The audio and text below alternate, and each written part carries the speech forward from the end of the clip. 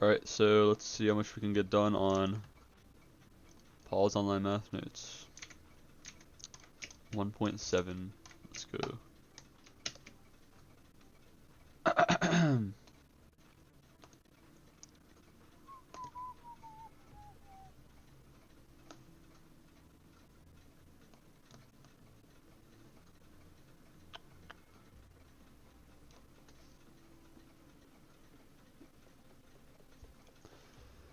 Paul's Online Math Notes, section 1.7.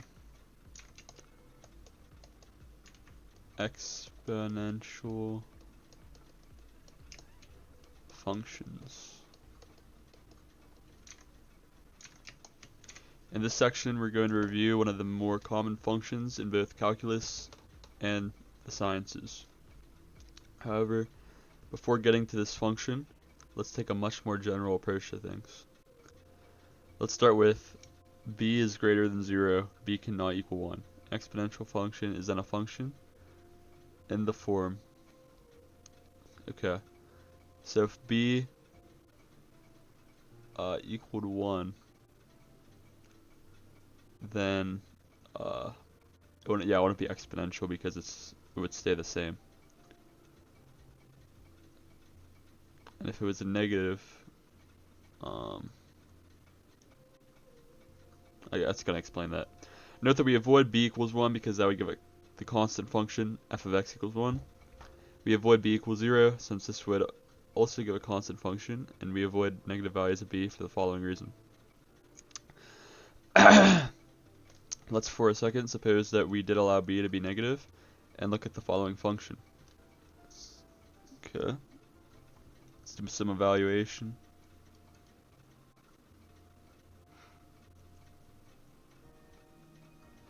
Oh, okay. It's imaginary for some. So for some values of x we get real numbers, and for other values of x we get complex numbers. We want to avoid this, so if we require b is greater than 0, this will not be a problem. Let's take a look at a couple of exponential functions. So sketch a graph of f of x. For example 1. F of x equals 2x and g of x equals half of x, or to the power of x. So for this first one, f of x, here I'll write x, y.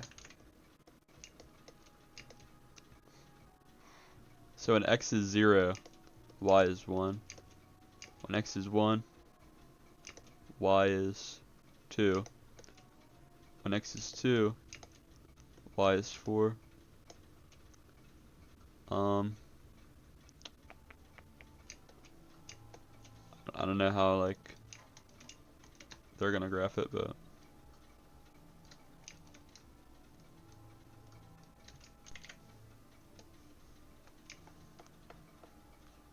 so let's do 1, 2, 1, 2, 3, 4. 1, 1, 2, 2, 4.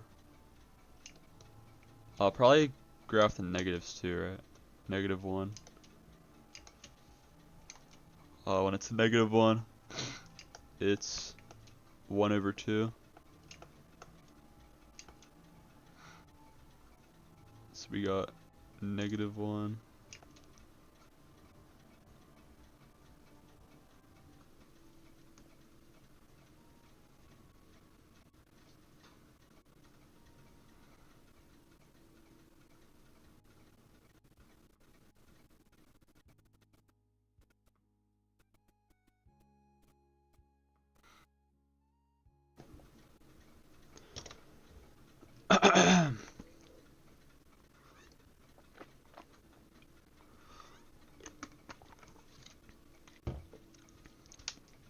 So for negative 2 would be 1 over 4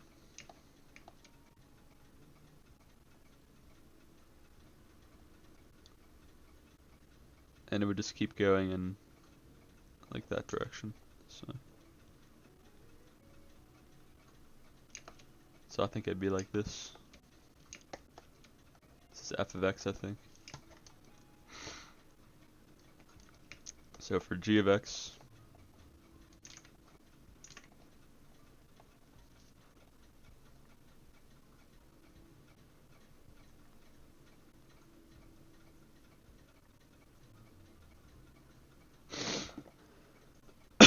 when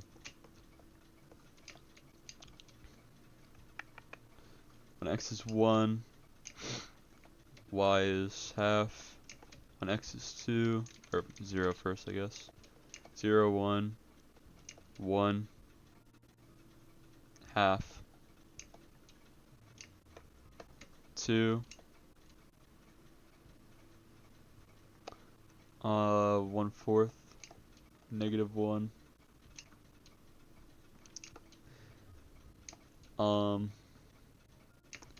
Be a half over 1, like that. So it'd just be 2. And then -2 would be 4. So we got. Should I? No, I'm not gonna graph on the same one. They're kind of like opposites of each other, it seems like. So the x goes 1, 2, -1, 2. The y goes 1, 2, 3, 4. So we got 0, 1, 1 half, 2 fourth, -1, 2, -2, 4. So yeah, they're opposites of each other.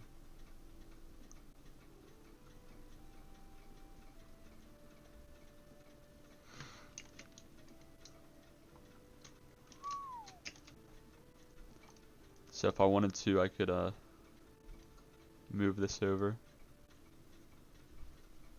and it would look something like this.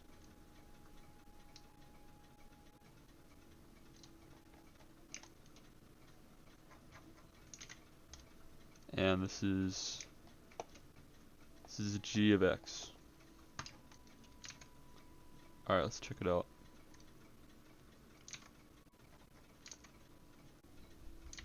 Okay, wait, did they cross at -1? Or, no, just +1 in the y. Let's see. Crap.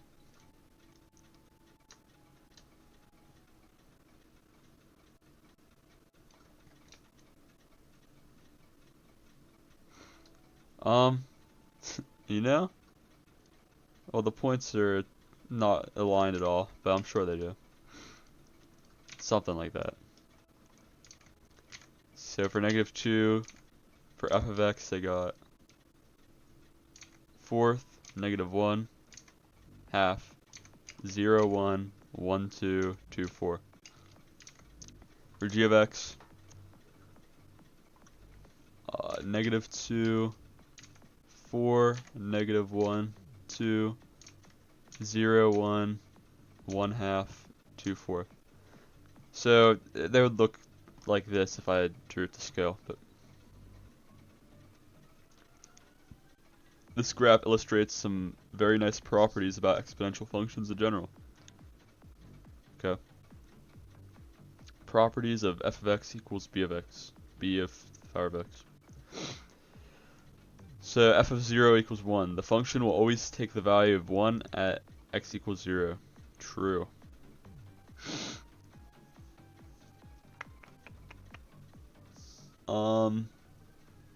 An exponential function will never be 0. Okay.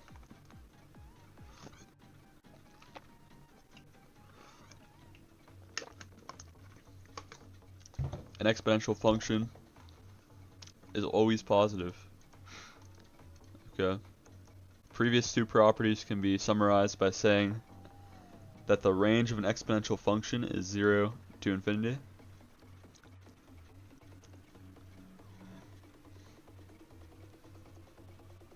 Okay. Yeah, true. Um, the domain of an exponential function is negative infinity to positive infinity. In other words, you can plug every x into an exponential function. If b is greater than 0 but less than 1, then f of x goes to 0 as x goes to infinity. Let's see. Yeah. F of x goes to infinity as x goes to negative infinity. Okay, it's kind of hard to like think about that, but yeah, I get it. If b is greater than 1, then as y goes to infinity, x goes to infinity. As y goes to 0, x goes to negative infinity. Yeah.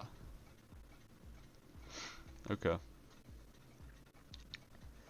These will all be very useful properties to recall at times as we move throughout this course and later calculus courses for that matter. There is a very important exponential function that arises naturally in many places. This function is called the natural exponential function. However, for most people, this is simply the exponential function. Definition: the natural exponential function is f of x equals e to the power of x, where e equals that huge number. I've seen e's before.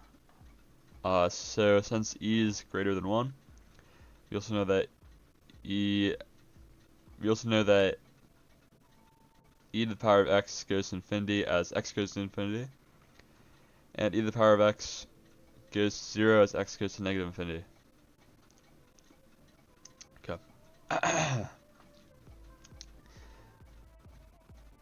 So let's take a quick look at an example. Sketch the graph of h of t equals 1 minus 5 blah, blah, blah. Okay, so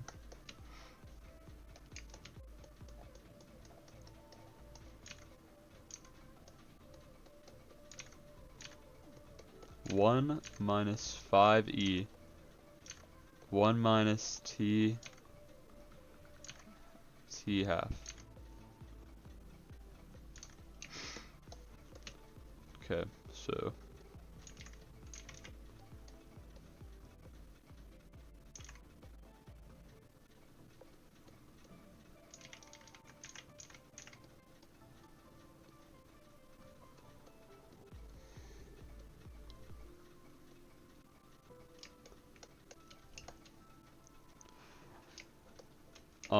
so you plug in 1 or 0, so get 1 minus 5e to the power of 1,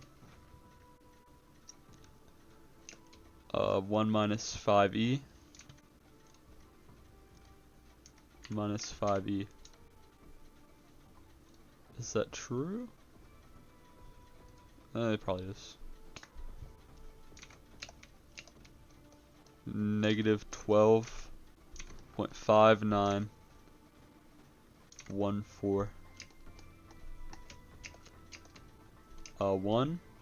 Plug in a 1, we get 1 minus 5e to the power of half, or 1 minus 1 over 5e. Alright now. As if it's a negative.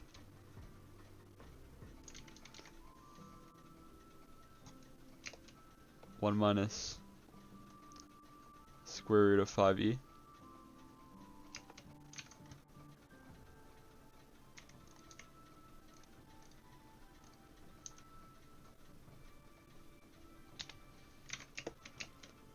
Negative 2.6867.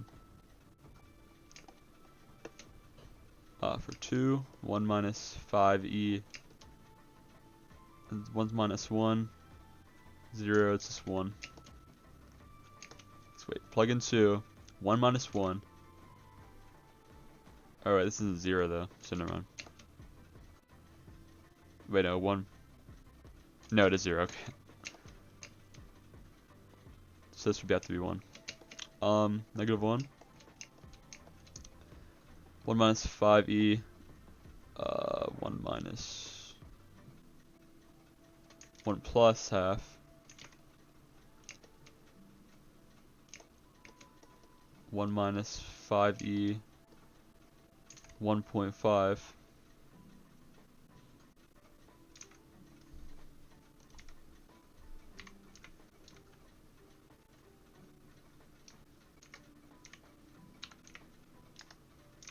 Whoa, okay. Negative 21.4084. Negative 2. 1 minus 5e 1 minus 1 plus 2. Okay, so 2. 1 minus 5e power of 2.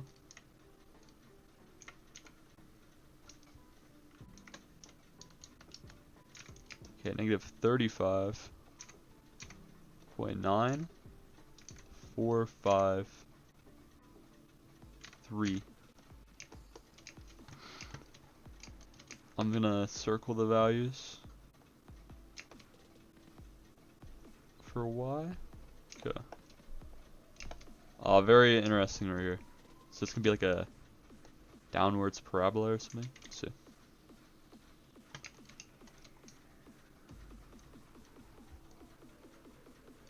I'm gonna go by like so these are y's here. So the x's, I'm just gonna go 1, 2, or 1, 1, 2, negative 1, 2.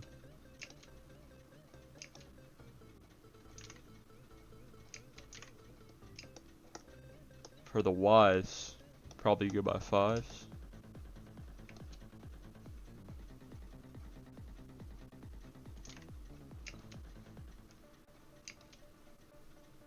Five, 10, 15, 20, 25, 30, 35, okay. So first we'll put 2,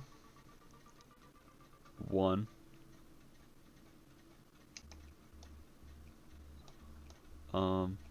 0, negative 12,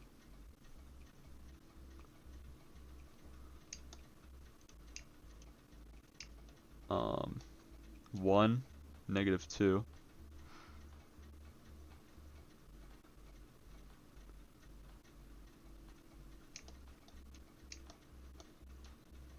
negative 1,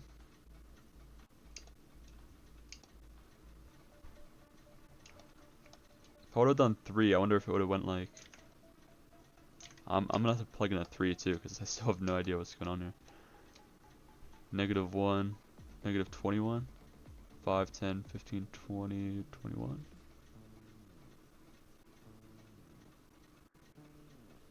And the negative 2, negative 36, so kind of like down here. You plug in a 3. Minus 5e 1 minus 3 over 2. So basically 1 minus 1.5 negative half. 1 minus 5e to the power of negative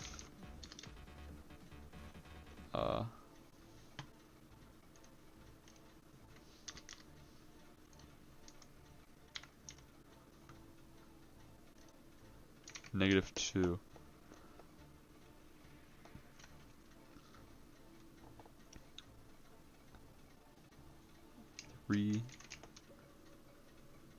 Yeah, so that's about the same as 1 over here.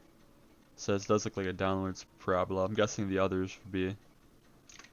Here, I'll plug in 4 just to be safe. 1 minus 5e. That'd be 1 minus 2, negative 1. Minus 5e to the power, negative 1.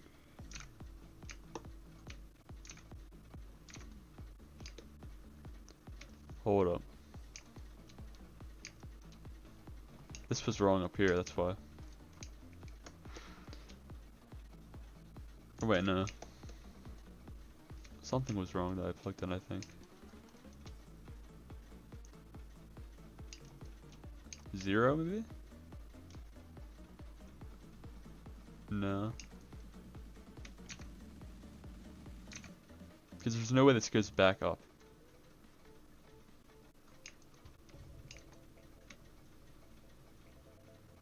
Oh wait. No, I still don't get it.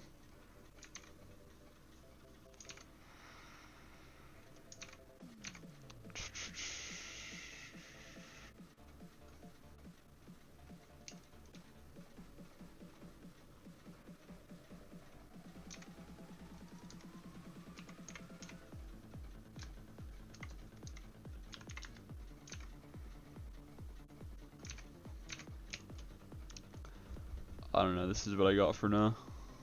Something like this. Oh my god. Okay, let's just see what they put. Oh wait, no, it does. Wait. Wait, what? This doesn't go above at all. Okay, so they plugged in -2. They got -35. Okay, same thing. -1, -21.408. 4. 0, negative. Yeah.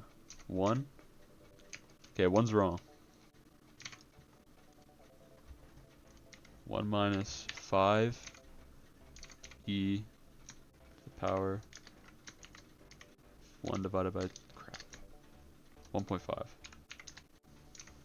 This is -10. The square root must have thrown it off.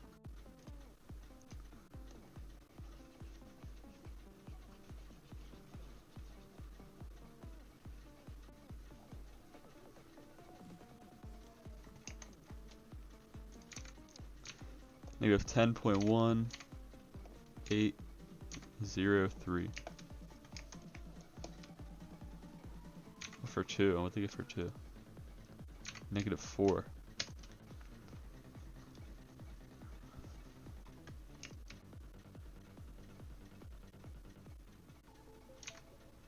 Really? -4?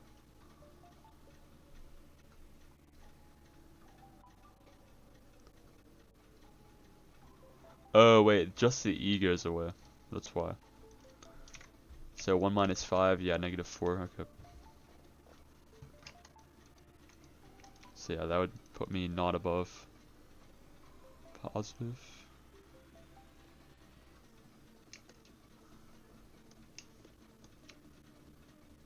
And then 1's wrong too. What is 1? -10. So it'd be like more down here.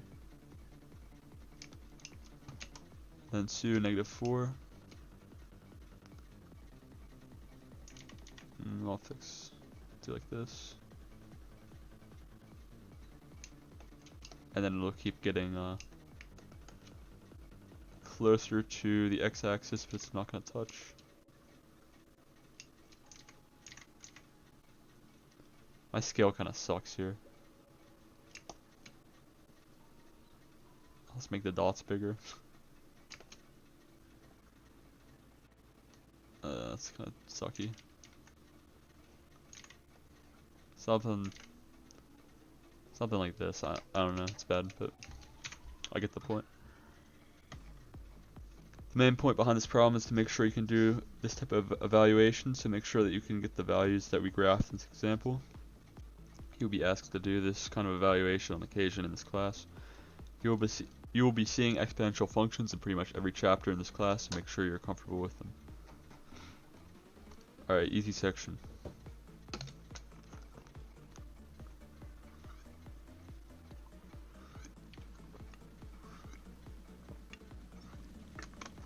Logarithm functions. In this section, we'll take a look at a function that is related to the exponential functions we looked at in the last section. We will look at logarithms in this section. Logarithms are one of the functions that students fear the most. The main reason for this seems to be that they simply have never really had to work with them. Once they start working with them, students come to realize they aren't as bad as they first thought. We'll start with b is greater than 0, b does not equal 1, as we did in the last section. Then we have y equals log b of x. It's equivalent to x equals b to the power of y.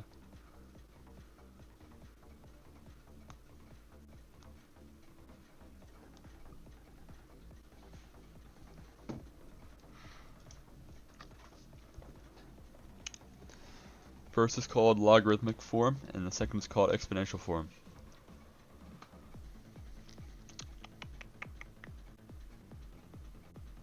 Remembering this equivalence is the key to evaluating logarithms. The number b is called the base. Let's do some quick evaluations. Without a calculator, give the exact value of each of the following logarithms. Oh, I forgot how to do this. Okay.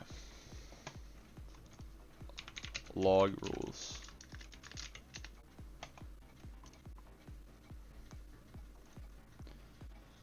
Okay. So what's the first example? A. I forgot to write this down. Piles Online Math Notes. Section 1.8. Log functions.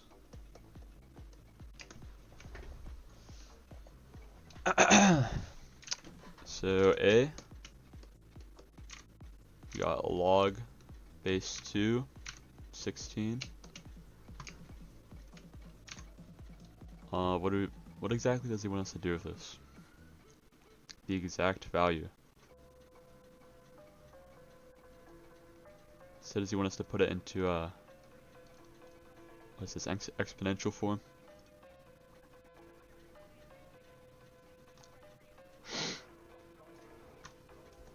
So 16, that'd be the x, equals 2. Wait, this isn't set equal to anything, so never mind.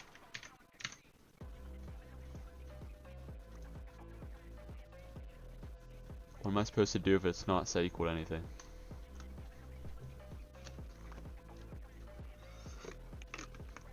Do I look at it? Do I look at the solution? I'll have to. First, let's convert to exponential form. Oh, okay, you just set it equal to something. Okay. So we got log base 2, or wait. 16 equals 2 to the power of, oh, okay, and then you just say 4 to the power of 4, I think. So it equals 4 then. Yeah. Alright, that makes sense. We'll not do the remaining parts in quite this detail, but they all work the same way. Alright, this is easy. So we got log base 4, 16. Let's see, set that equal to x. Put that in exponential. 16 equals 4. Is this a 4 I wrote down? I can't even read that. Yeah. 4 to the power of x, I think. So 2.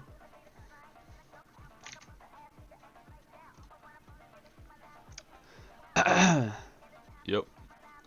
Note the difference between the first and second logarithm. The base is important. It can completely change the answer. Note the difference between the first and second logarithm. Oh, okay. Let's see. Okay, next one. Log base 5, 625.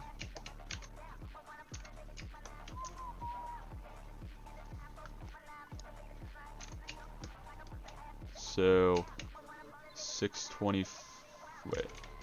How do I already forget this? No, I was right. 625 equals 5 to the power of x. What would this be? 4? Let's see.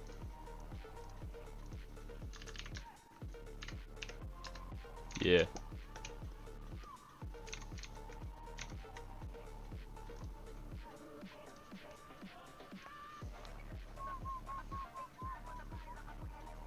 What is that next one, dude?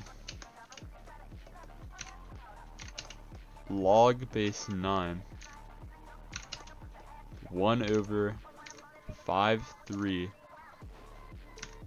1, 4, 4, 1.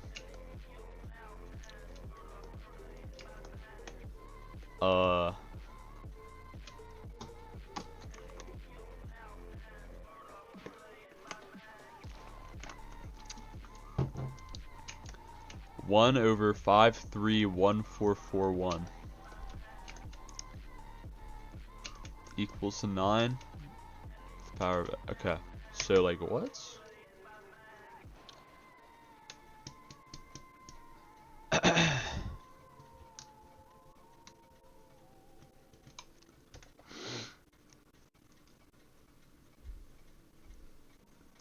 Okay, so it's definitely gonna be a negative. But like how, like what? I'm just gonna start plugging in numbers. 9 to the power of 10. Let's try that. Okay, no, that's too big. 9 to the power of 8. Still too big. 9 to the power of 6. There we go, so it's negative 6. Alright, that wasn't too bad. So this is without using a calculator though. I don't know how to figure this out. I think it just means don't type it in and get the value. Yeah, negative 6. E. Log base 1 over 6. 36. Wait, which one's the base? I get that mixed up.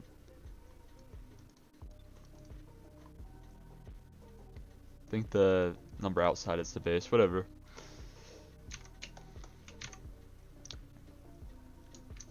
So we got 36.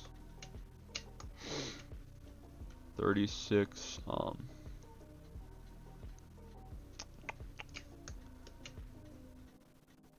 equals 1 over 6x.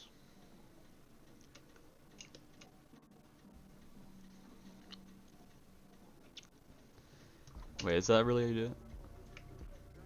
Yeah. So this also has to be a negative. Negative 2, right? Because let's say I plugged in 1, 6 to the power of 2. Negative 2. I flip it. 6 power of 2. Yeah, 36. Okay.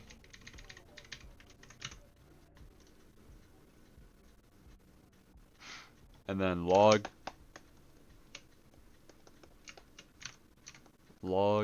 3 over 2. 27 over 8. 27 over 8 equals 3 over 2 x. Let's see.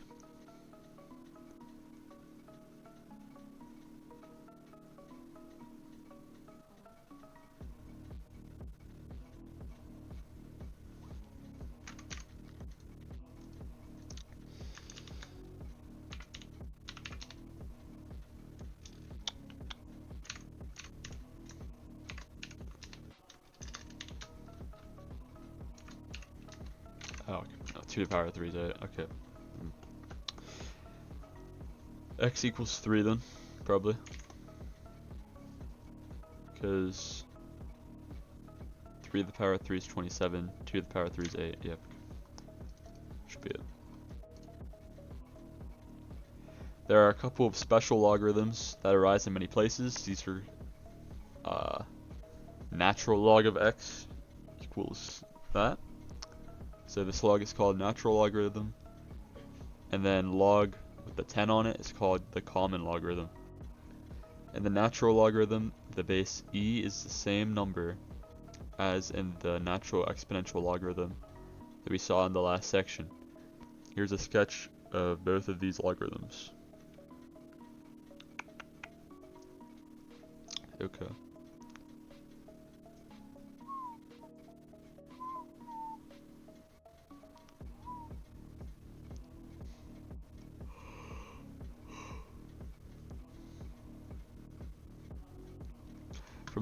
From this graph, we can get a couple of very nice properties about the natural logarithm that we will use many times in this and later calculus courses. So natural log of x goes to infinity as x goes to infinity, and then natural log of x goes to negative infinity as x goes to 0. X is greater than 0. Let's take a look at a couple more logarithm evaluations, some of which deal with the natural or common logarithm, and some of which don't. So many. Okay. Without a calculator, give the exact value of the following logarithms.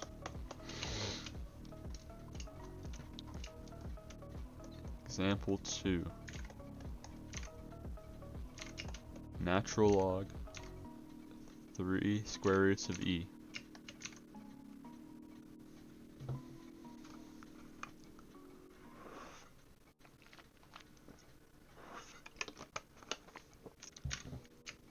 Three square roots of e equals e power of x. If we raise each side to the power of 3, we get e equals e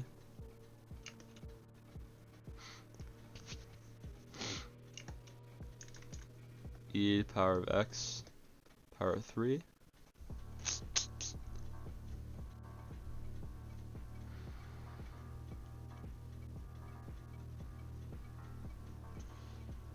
E to the power of 3x. Would it be a third then? Because 3 times a third, yeah, it'd be a third.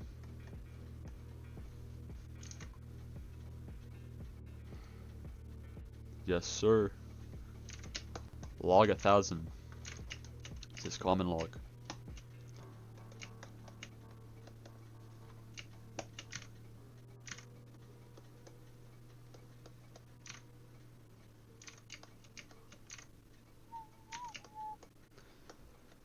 So 1000 equals 10 power of x. Be 2.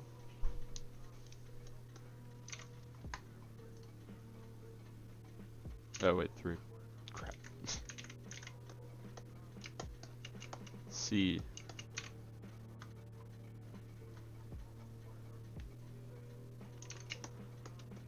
Log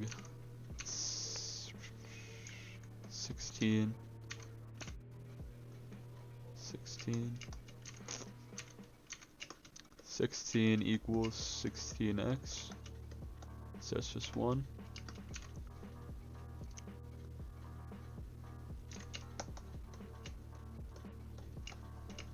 Log 23 1. 23 equals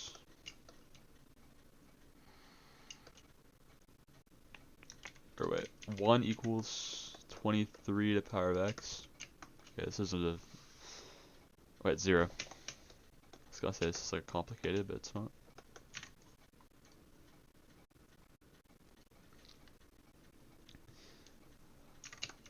Log base 2, or whatever that thing is, subscript.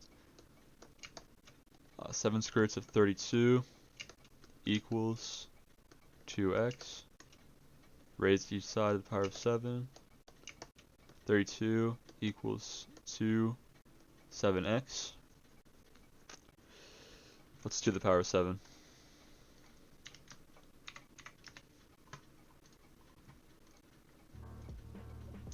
128. Okay, well then, definitely not that.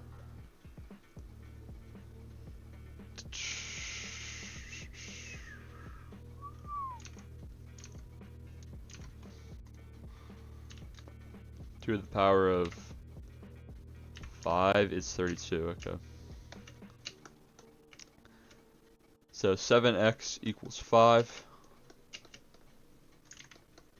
X equals 5 over 7.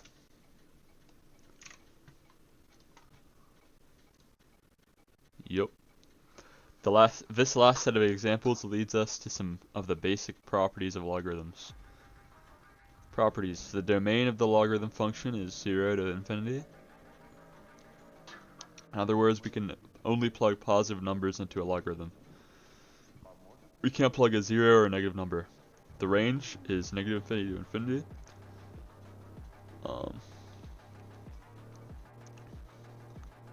Log b equals 1, so if it's the same number. Whenever it has a base of 1, it's set equal to 0. Whenever it's log b of x, it equals x. Whenever it's however that's written, it's x, so good to know. The last two properties will be especially useful in the next section. Notice as well that these last two properties tell us f of x equals b to the power of x, and g of x equals log b x, are inverses of each other. Okay. Here are some more properties that are useful in the manipulation of logarithms. Yeah, I've seen these before. Note that there is no equivalent property to the first two for sums and differences. In other words, okay, got it. Write each of the following in terms of simpler logarithms.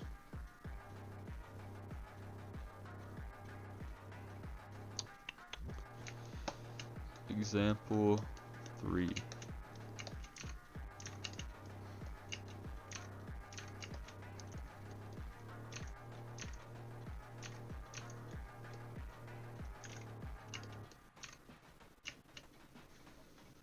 So we're multiplying these together, so we can add these together, right?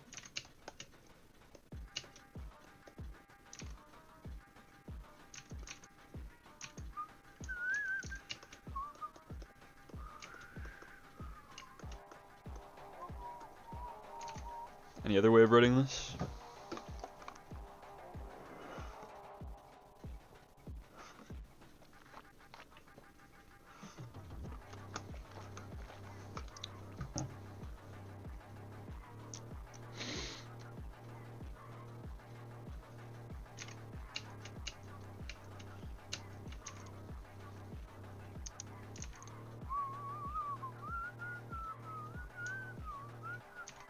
I don't know, let's see what they're doing here. They move the exponent out front.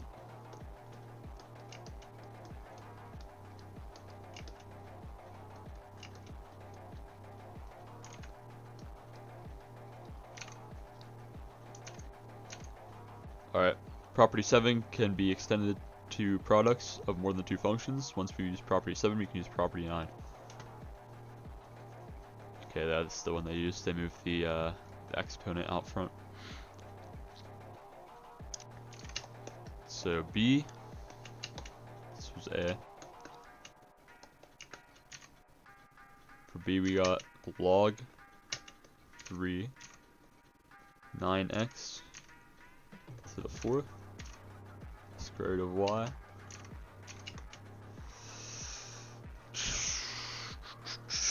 Let's see.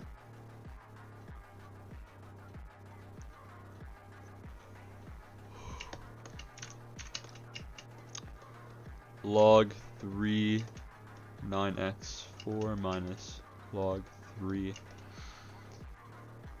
square root of y. You can move that 4 over. Log 4 log 3 9x minus, this could be rewritten as 1 over 2, y to the power of 1 over 2, so we can move half minus log 3y maybe.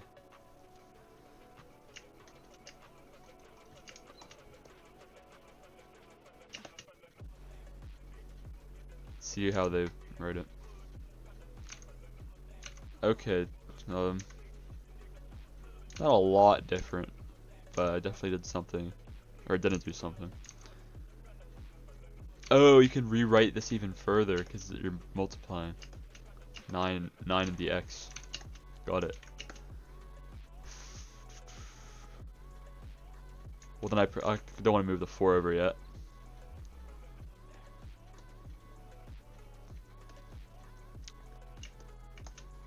Here, I'll delete this because the right side's right. I didn't think about that. Smart. Log 3 9 plus log 3x4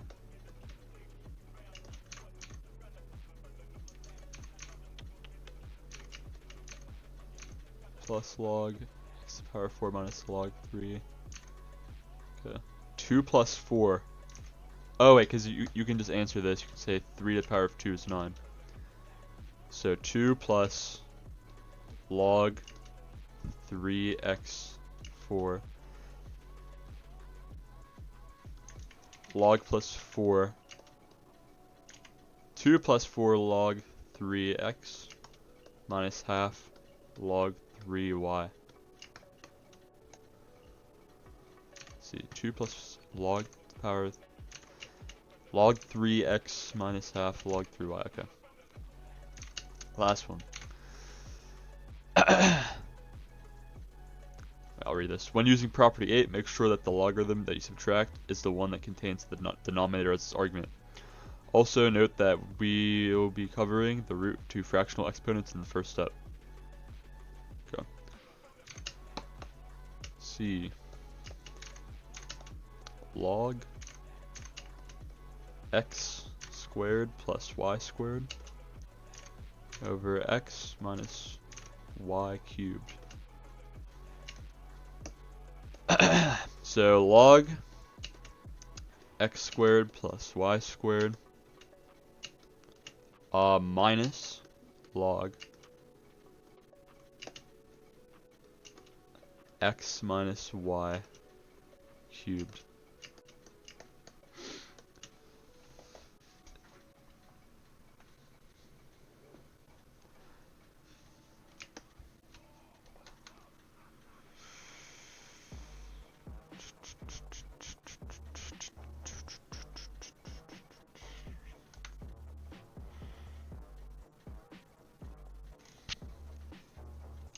To be honest, I'm not really seeing what we can do here.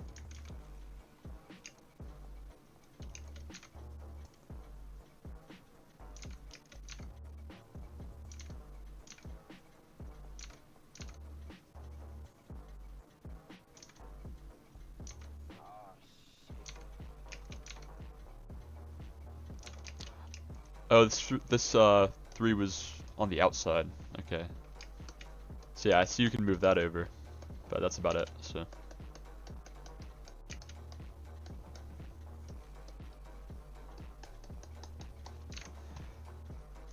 the point to this problem is mostly the correct use of property 9 above.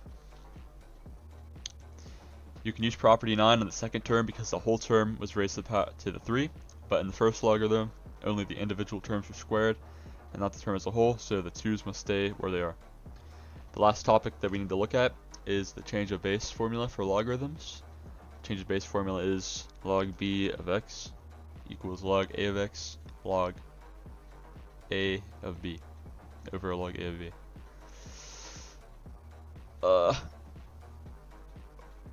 Okay. This is the most general change of base formula, and will convert from base b to a.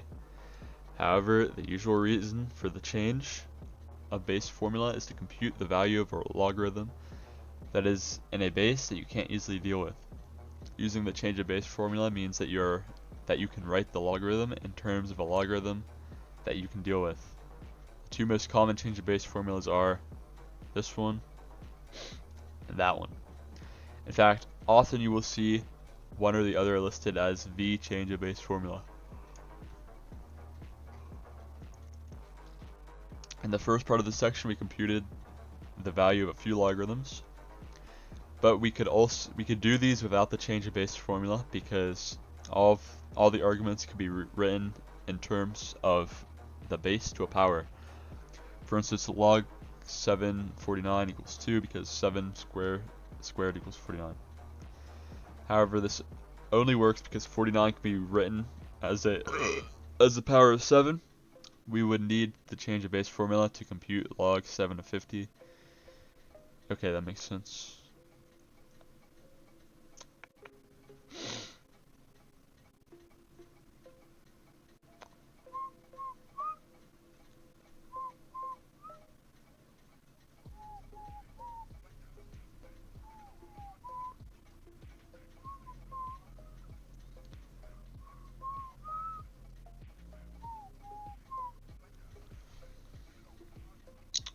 Okay.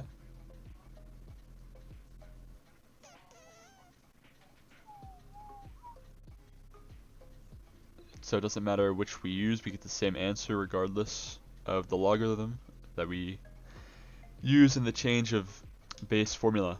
Note as well that we could use the change of base formula on log 749 if we wanted to as well.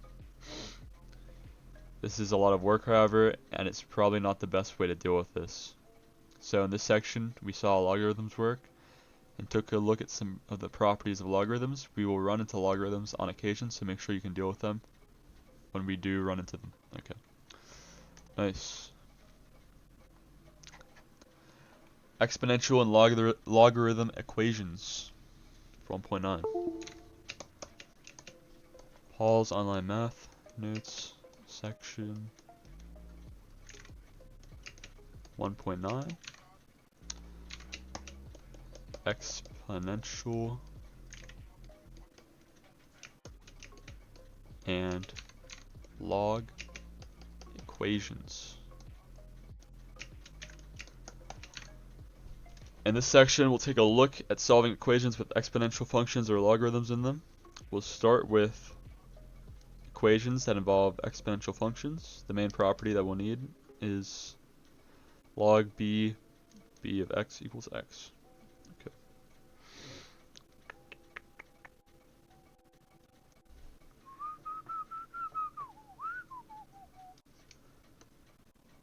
So solve, this is example 1.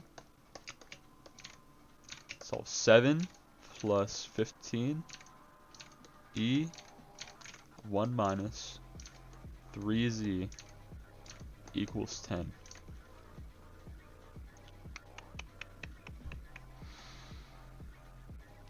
Okay, so subtract the 7 over 15e 1 minus 3z equals 3. Divide by 15. E 1 minus 3z equals 3 over 15.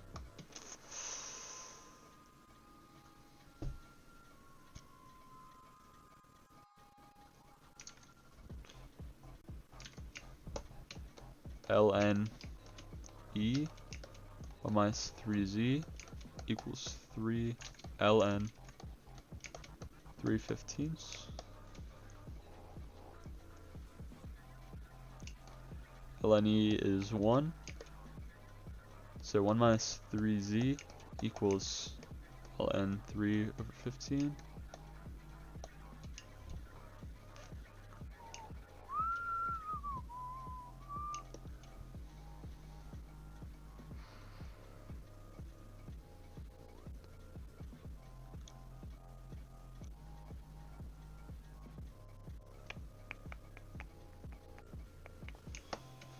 I'm stuck. Alright, let's see what they do. The first step is to get the exponential all by itself on one side of the equation with a coefficient of 1. Did I do that? E 1 minus 3z equals... Oh, this can be rewritten as 1/5.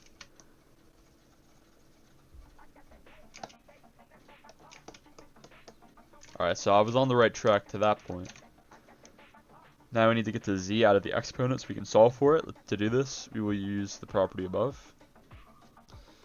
Since we have an e in the equation, we'll use the natural logarithm. first we take the logarithm of both sides, and then we use the property to simplify the equation. Yo, I was on the right track. No shots.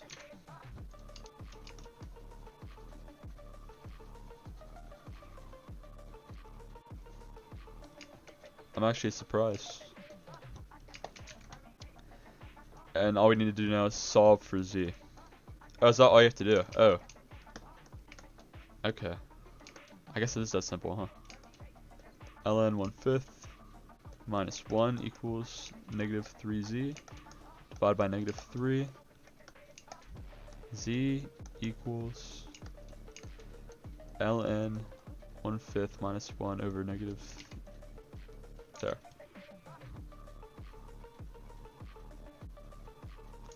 And they just rewrite this as negative 1/3 times ln half minus 1. Or not half, 1/5. And they actually flip the, I don't know why they wrote it like this, but I'm actually not going to do that. So I was actually really close. All I need to do is solve for z.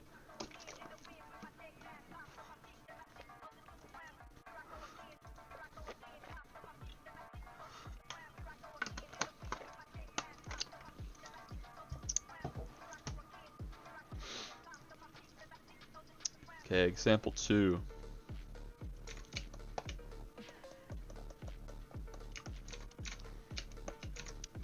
Solve, or I'm not gonna write solve.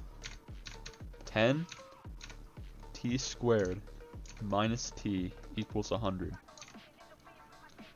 Okay, so we know, I guess they want us to use logs, but it's kind of obvious that t squared minus t equals 10, or not 10, 2. 2, it equals 2. But I'll do the logs anyway.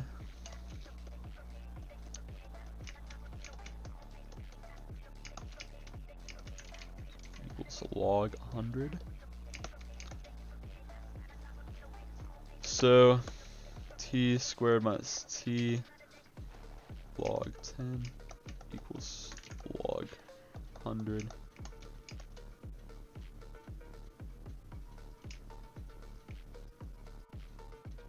No, I don't actually know how to use logs in this. So I'll just do it my way. I'll see what they do in the example, obviously. T squared minus t equals 2.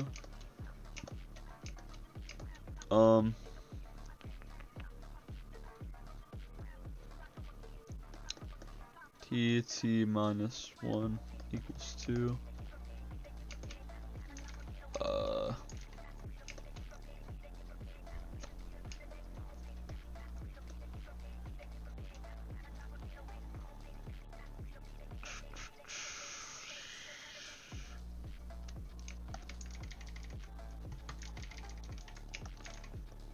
T minus 1, t plus 1, t squared, t plus 1 minus...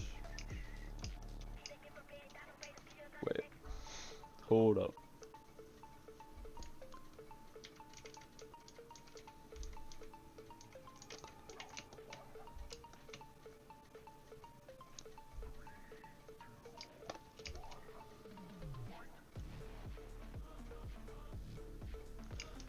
T squared minus t minus 2 equals 0. T minus 2, t plus 1, t squared plus t minus 2t, which is minus t, minus 2. T equals 2, t equals negative 1.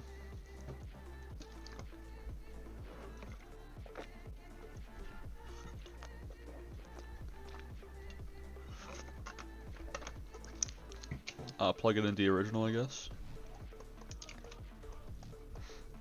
So wait, 2 power of 2 minus 2 equals 2. 4 minus 2 equals 2. Check. Negative 1 squared minus 1 minus 1. minus 2 equals 0. So we got 1 plus 1 minus 2 equals 0. It's another check. Okay, so they both work.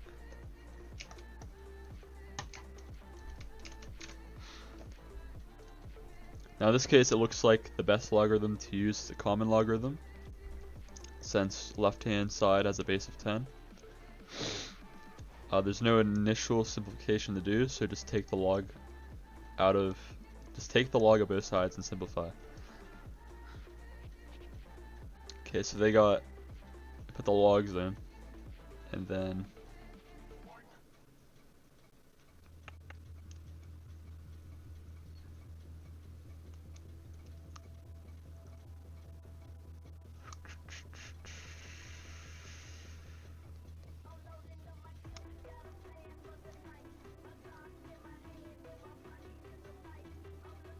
log 10 to the power of 2. Okay. Okay, I mean that's kind of useless. I'm not gonna lie. At this point, we've got a quadratic that can be solved. That's what I did. 2 and negative 1. Alright, I got the answer. Not really in the right way, I guess, but. Example 3.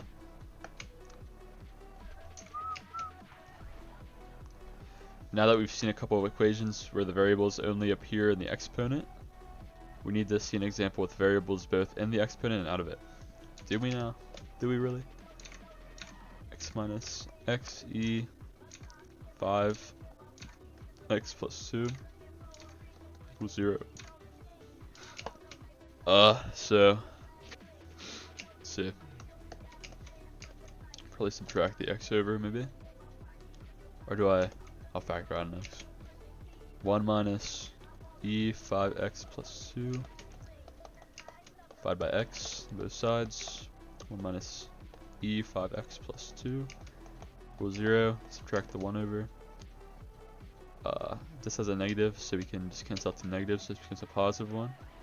e 5x plus 2 equals 1.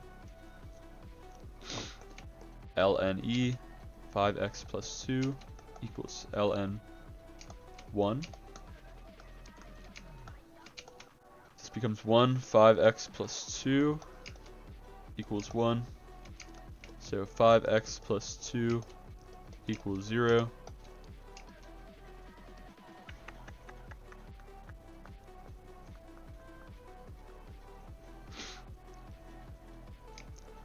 Subtract the 2 over 5x equals negative 2. X equals negative 2/5.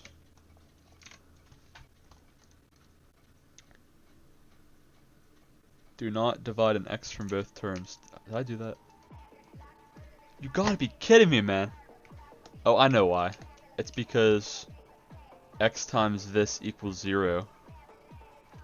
Okay, so one of the solutions is also 0. Man. First step is to factor out an x of both terms. Do not divide an x from both terms. Note that it is very tempting to simplify the equation by dividing an x out of both terms. However, if you do that, you'll miss a solution, as we see it. So now it's a little easier to deal with. From this, we can see that we got one of two possibilities: x equals 0 or 1 minus 5 equals 0. First possibility has nothing more to do, except notice that if we divided both sides by x, we would have missed out on this one. So be careful. In the second possibility, we've got a little more to do. This is an equation similar to the first two we did in this section. Don't forget ln1 equals 0. Yeah. So the two solutions are x equals 0 and x equals negative 2/5. Okay. The next equation is more complicated looking, at least, except similar to the previous one.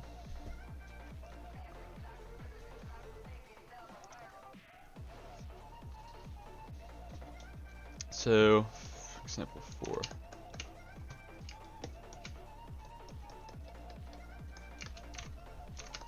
5x squared minus 4 equals x squared minus 4e 7 minus x. Okay. So what do I want to do here exactly?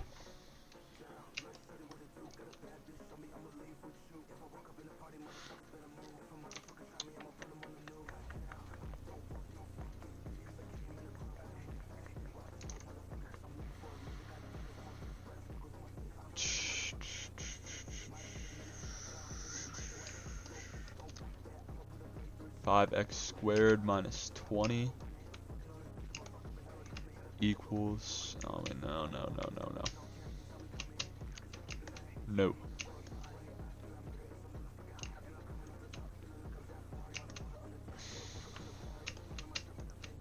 ln 5x squared minus 4 ln 7 minus x ln x squared minus 4 e.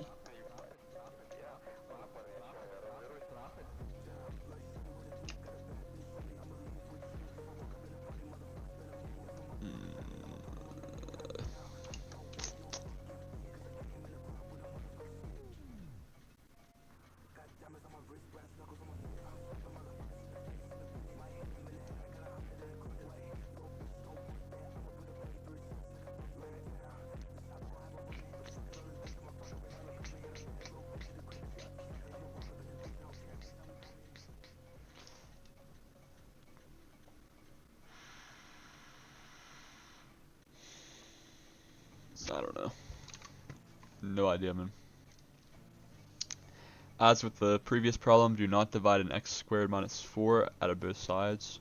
Doing this will lose solutions even though it simplifies the equation. However, that if you can divide a term out, then you can also factor it out of the equation if the equation is written properly.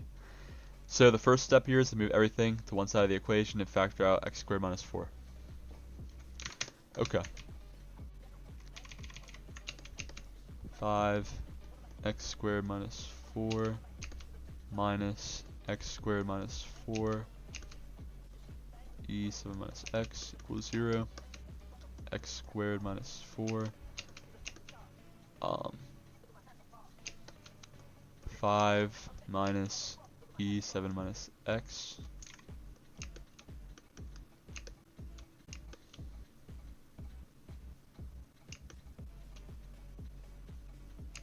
x squared minus 4 equals 0.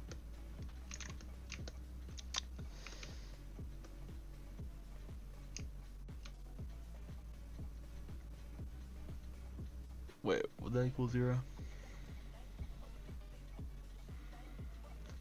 Yeah, it has to. Okay, x squared minus 4 equals 0.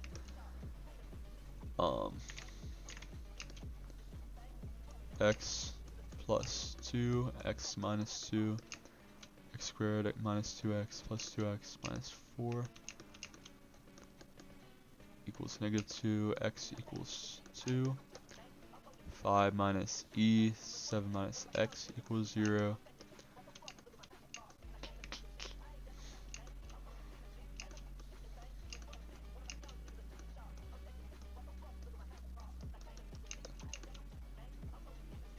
ln 5 equals ln e 7 minus x.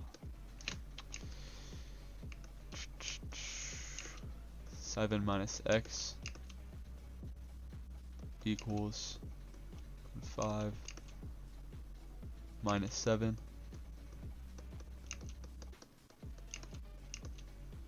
X equals 7 minus ln 5. Okay, this could be way off. So, let's see, factors out x squared minus 4 times 5 minus e to the power of 7 minus x. I did do that.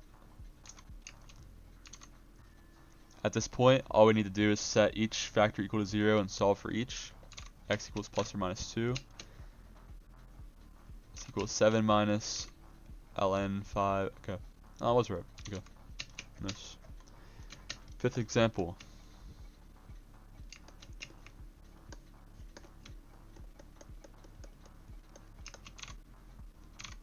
Four e 1 plus 3x minus 9e 5 minus 2x equals 0. So I'll move 1 over. 4e 1 plus 3x equals 9e 5 minus 2x. ln 4e 1 plus 3x equals ln 9e 5 minus 2x.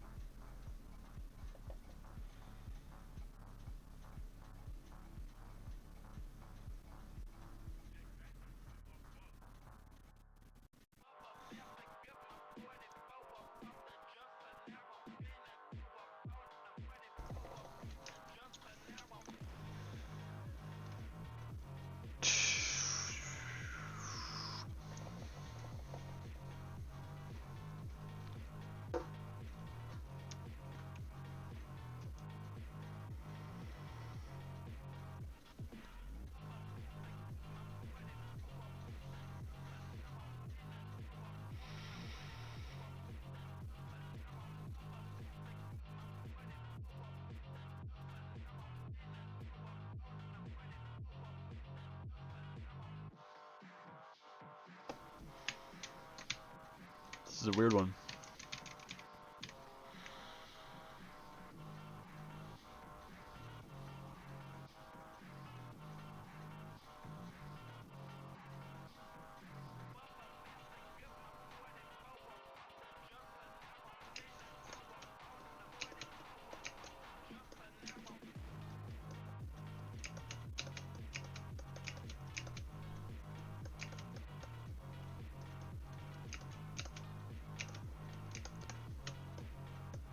I don't know about this one. Alright, no, that would put the other one over 4 as well. Never mind. I don't know. I'm stuck. First step here is to get one exponential on each side, and then we'll divide both sides by one of them. Which doesn't matter for the most part, so we'll have a quotient of 2 exponentials. The quotient can then be simplified, and then we'll finally get both coefficients on the other side, doing all this gives. Okay.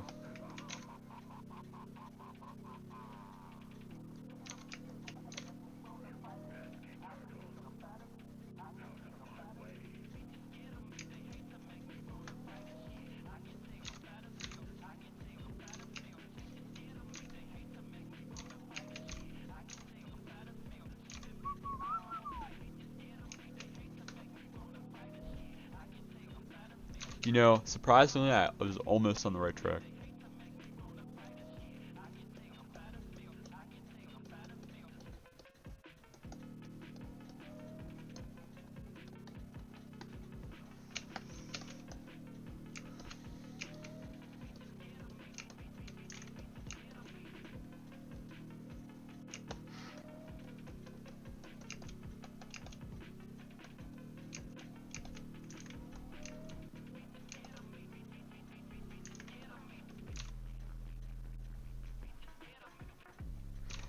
It doesn't seem like you can do this though.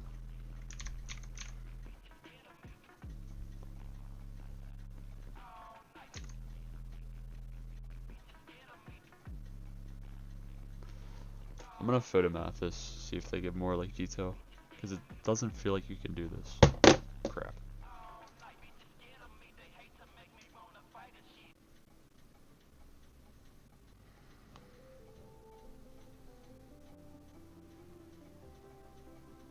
Photomath is something different.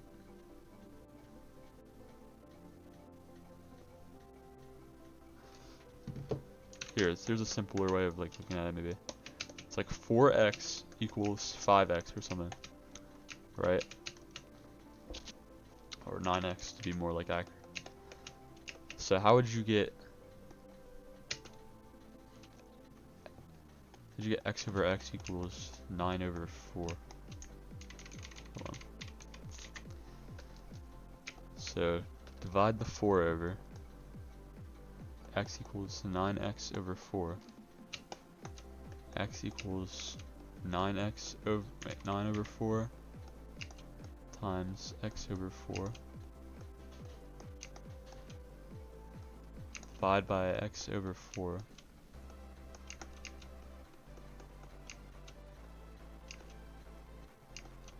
Four x over x.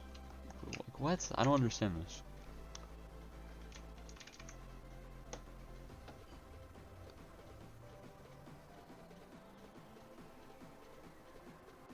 I mean, I guess here, this is a terrible example actually. You can't have that be both of them be x. That doesn't make any sense. 4x equals 9y. That's better.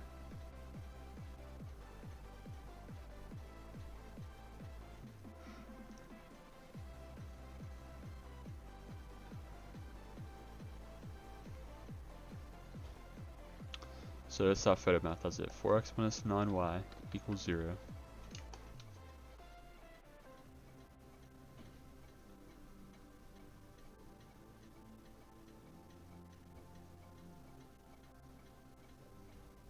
What are they using?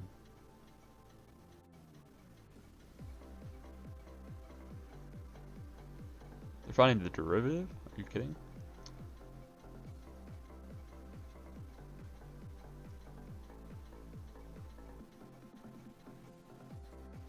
Bruh. Like what?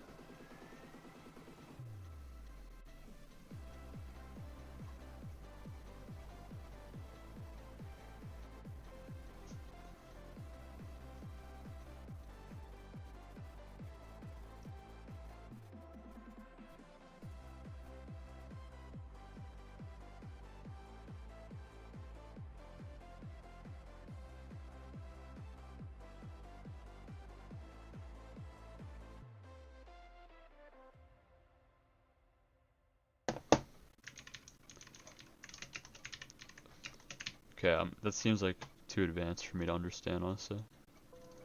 So I'll just go with that.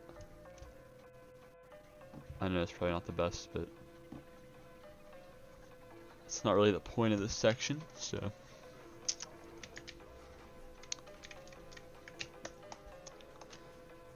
4/9 equals E1 plus 3x over E5 minus 2x. Would that be the order?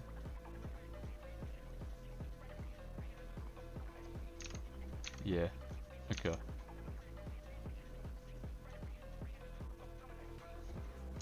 So then what do they do? Oh yeah, I forgot the log on this side.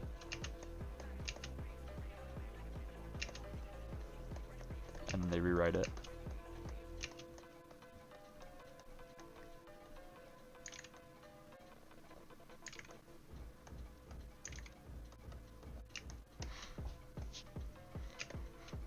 So ln 4 minus ln 9 equals ln E1 plus 3x minus ln E5 minus 2x.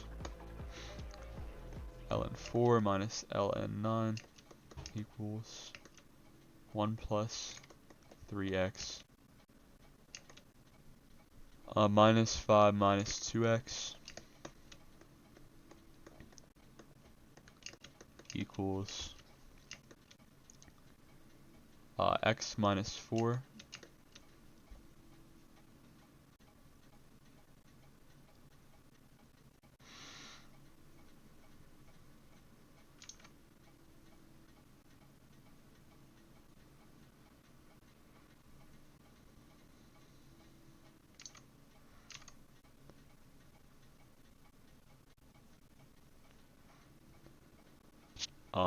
okay, that's not how they wrote it at all, actually.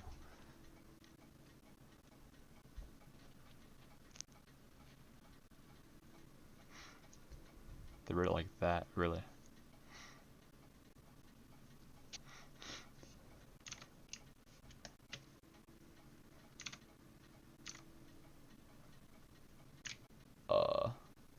Okay.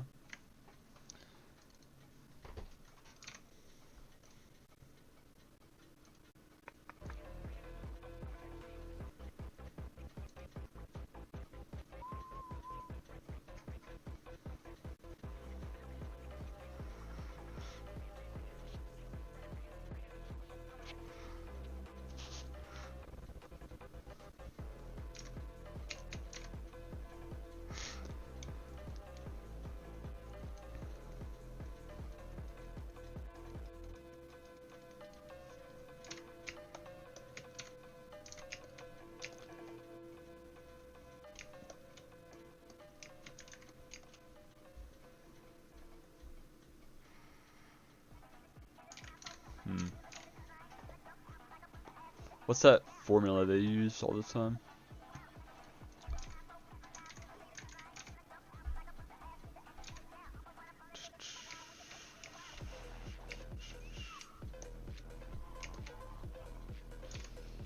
I'm kind of lost on this one, not gonna lie. Note that while we said that it didn't really matter, the exponential we divide out by doing it the way we did here, and we'll avoid a negative coefficient on the x. Not a major issue, but those minus signs on coefficients are really easy to lose on occasion. So I understand this.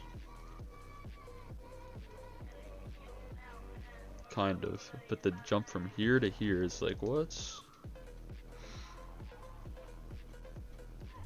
Oh wait, this is like an exponent rule. This has nothing to do with log at all. Oh. So e 1 plus 3x minus 5 minus 2x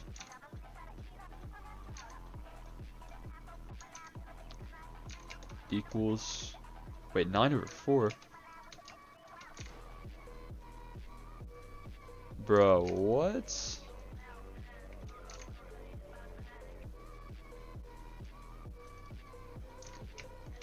Starting to make less sense. I still don't understand the algebra for this.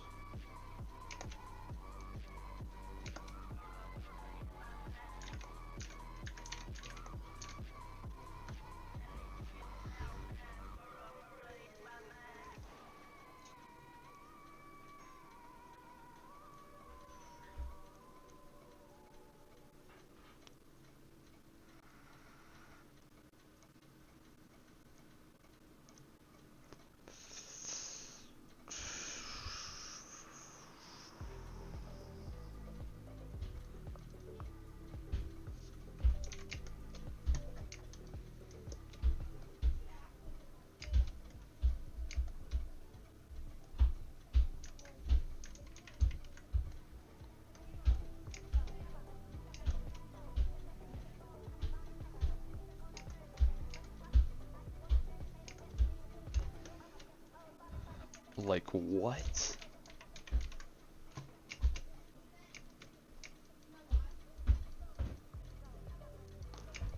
Alright, I just gotta move on from there.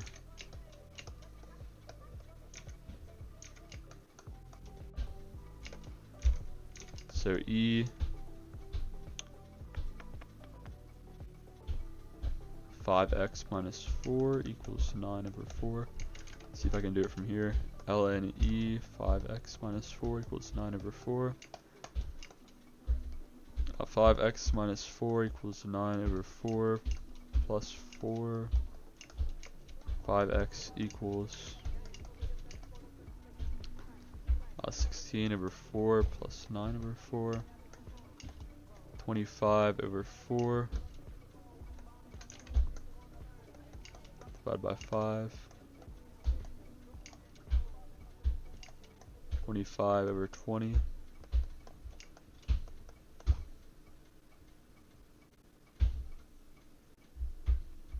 5 over 4 or something.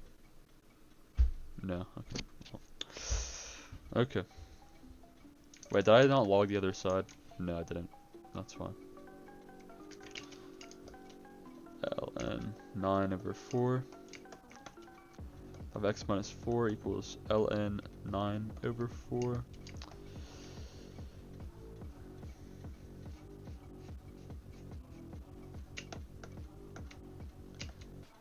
Five x equals ln 9 over 4 equals plus 4. Divide by 5, and they write it differently, I'm pretty sure, but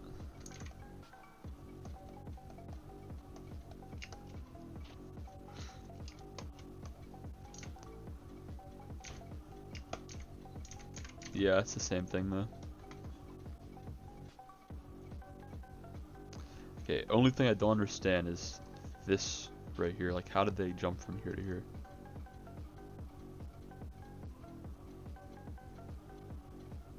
We'll divide both sides by one of them.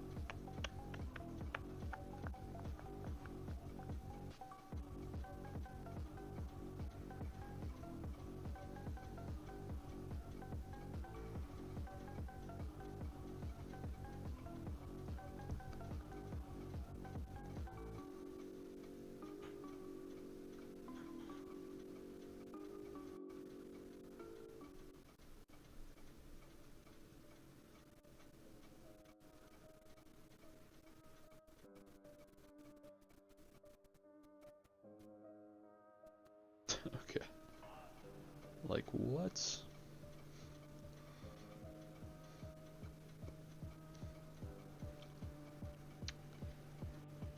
Yeah, I'm not gonna understand this for a while, I feel like, so. Unfortunate, but. Do I do one more? One more. Now let's take a look at some equations that okay, I already read this, I think. Maybe not. The main property that we'll be using. Wait, did I do 5 or 4? Okay, I just did 5.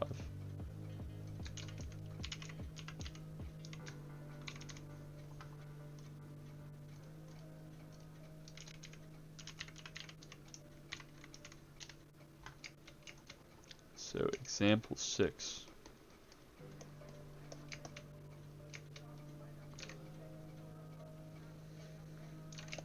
So 3 plus 2 natural log x over 7 plus 3 equals 4, negative 4.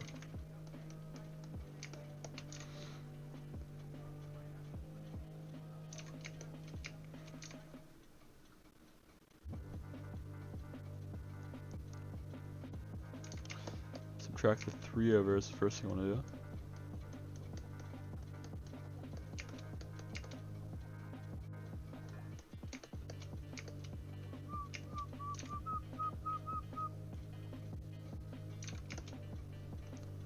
Divide by 2.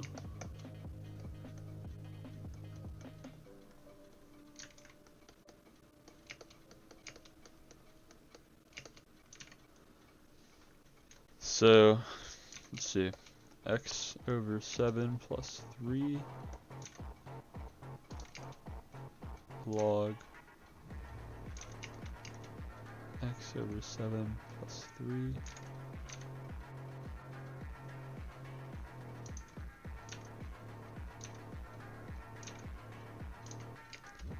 negative 7 over 2 equals negative 7 over 2. This created a huge mess. What is this?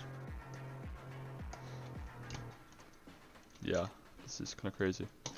First step in this problem is to get the logarithm by itself on one side of the equation with the coefficient of 1. Did that, I'm pretty sure. Yeah. Now we need to get the x out of the logarithm. The best way to do that is to exponentiate both sides using e. Huh?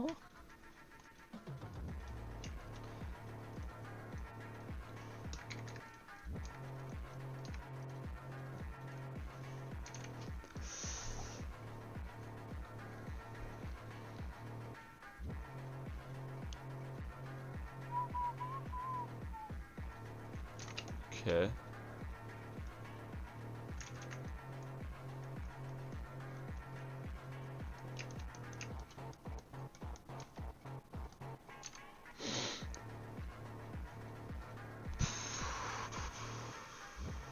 So using the property above with e, there's a natural logarithm in the equation.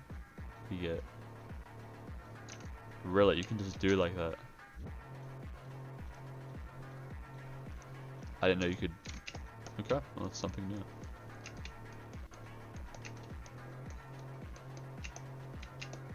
I'll solve for x.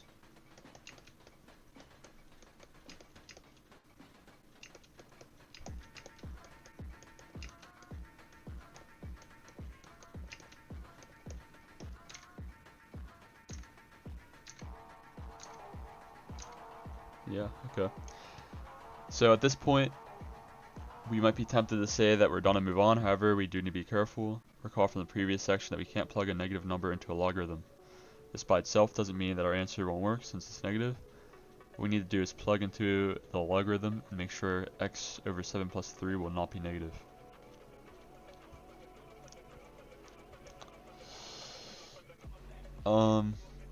Okay.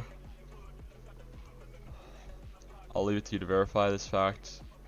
That it is in fact positive upon plugging our solution into the logarithm, and so x equals blah, blah, blah is the solution to the equation. Okay, well I'll trust that it's true. Let's now take a look at a more complicated equation. Often there will be more than one logarithm in the equation.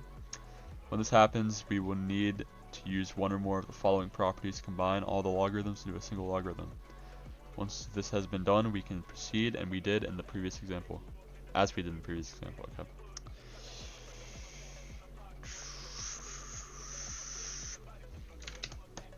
Example 7. 2 natural log negative, right now, just x minus natural log 1 minus x equals 2. Okay, so 2, wait.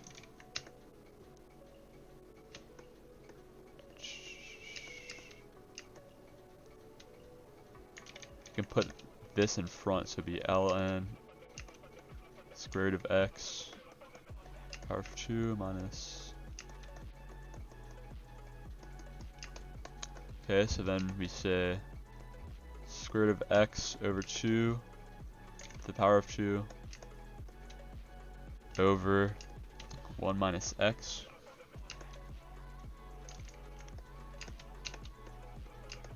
equals 2.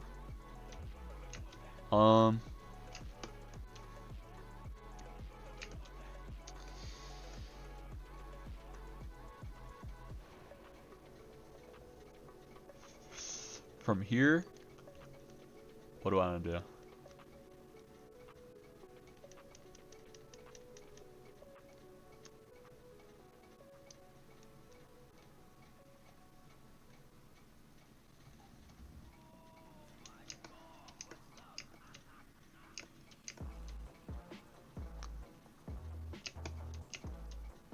Oh wait, these cancel out, so it's just x over 1 minus x.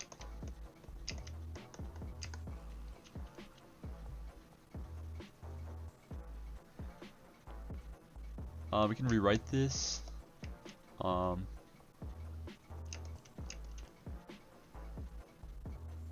do you think?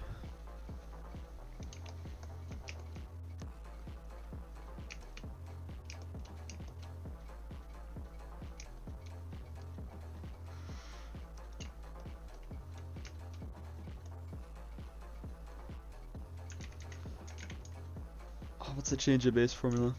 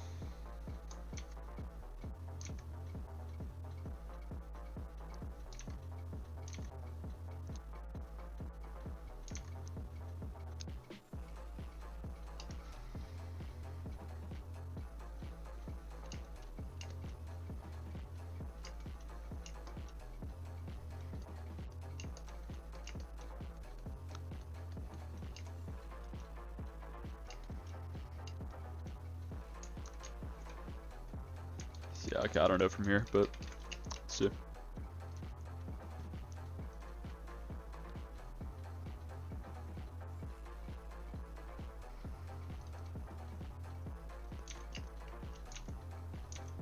Hey, I was on the right track for this top half. Let's go. Now exponentiate both sides and solve for x.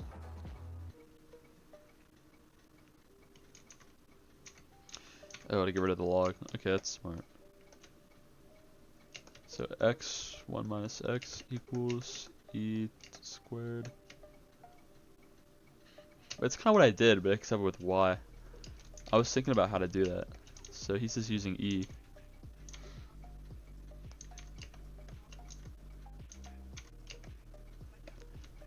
Oh, and then you just solve for, okay. Wait, so when you factor this out first?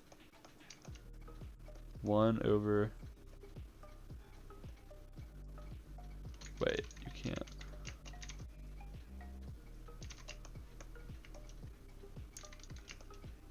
X equals e squared 1 minus x. X equals e squared minus e squared x.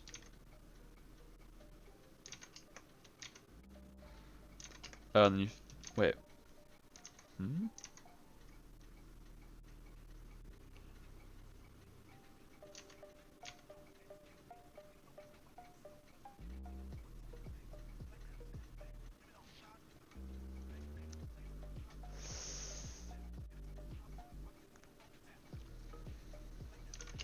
Move this over, x plus e squared x equals e squared, factor out an x.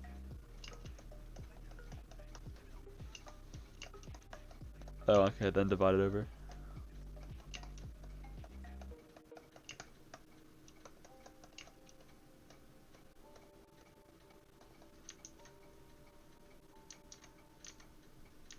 Okay.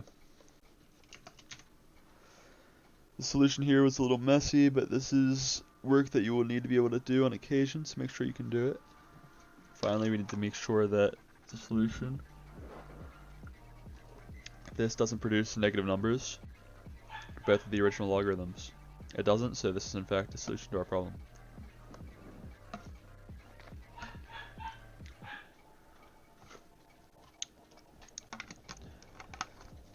Let's take a look at another example. Example 8. Log x plus log x minus 3 equals 1. So log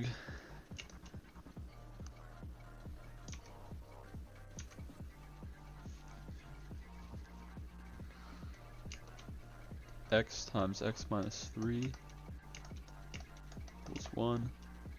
Log x squared minus 3x equals 1. Exponentiate both sides. If you can do that with this, I don't know. There's no natural log, so maybe not.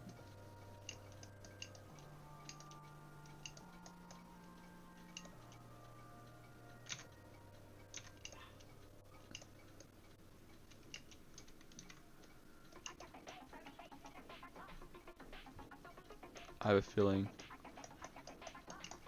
I'm gonna mess up somewhere, but whatever.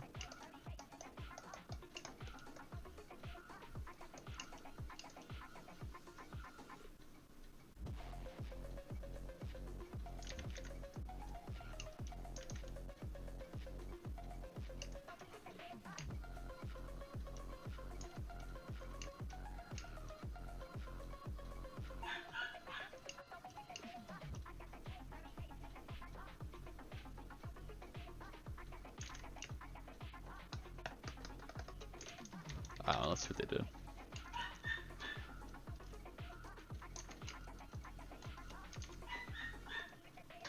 Now exponentiate using 10 this time instead of e because we've got common logs in this equation. Oh, okay. I was thinking about doing that. Makes sense.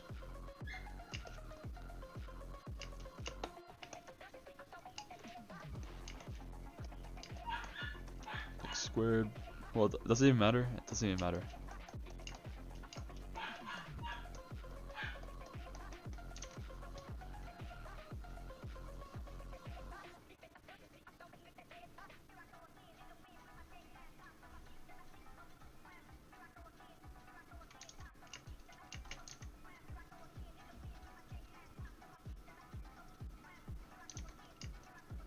Oh wait, no, it doesn't matter because this becomes a. Wait, what?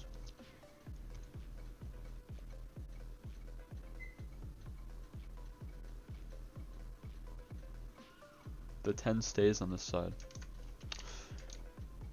I guess because the 10 cancels out the log at the top here. And that's why I use the 10? Okay.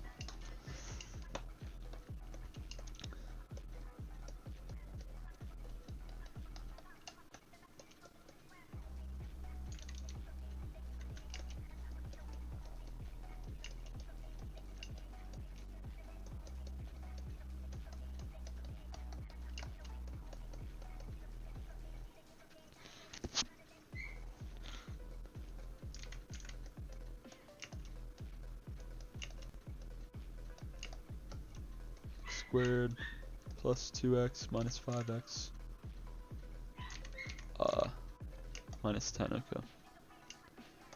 X equals 5, x equals -2. And then you gotta check. You can't plug a -2 in, right? Or wait. Hold on. Yeah, you can't, because -2 minus 3. You can't do that, so it's only 5. Ugh.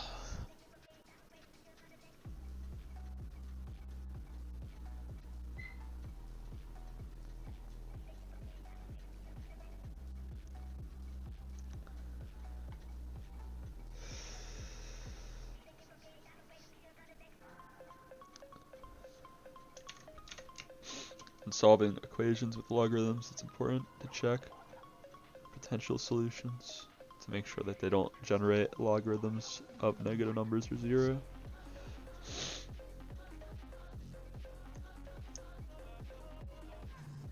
It's also important to make sure that you do the checks in the original equation.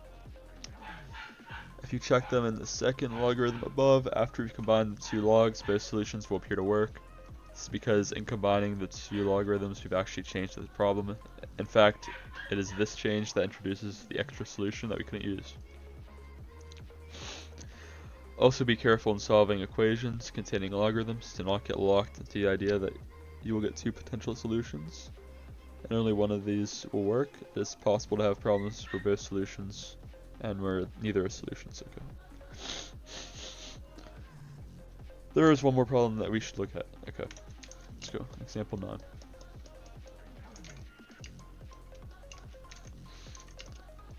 Natural log x minus 2 plus natural log x plus 1 equals 2. So natural log x minus 2 times x plus 1 equals 2. X squared plus x minus 2x minus 2.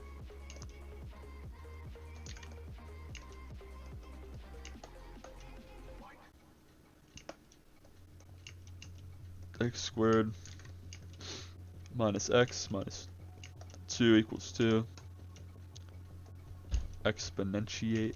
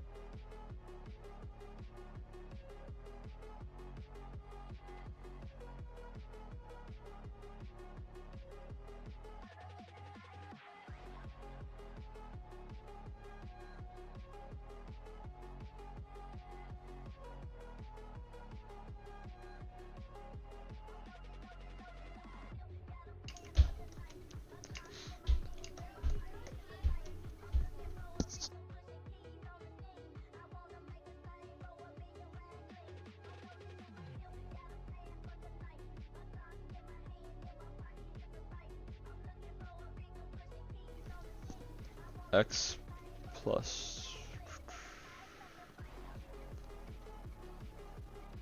x plus 1, x minus 2, I think. X squared, negative 2x plus x. Minus 2, yeah. X equals negative 1, x equals 2. Do we gotta try for both then?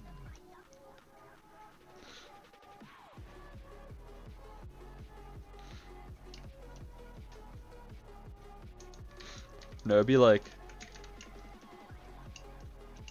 equals e squared. Okay, so we say x.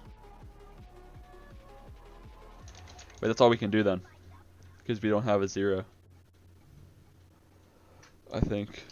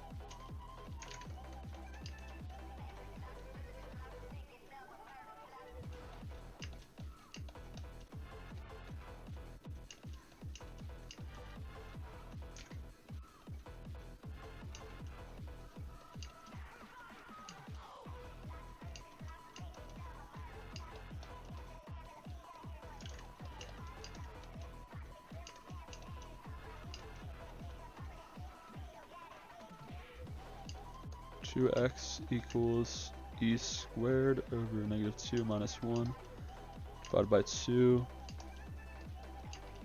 e squared over negative 2 minus 1 over 2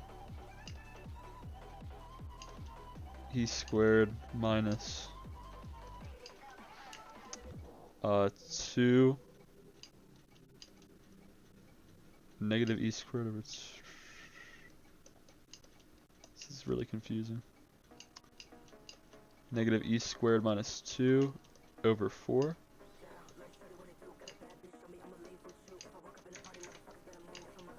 Okay, I'm almost certain I'm wrong here, I'm not gonna lie.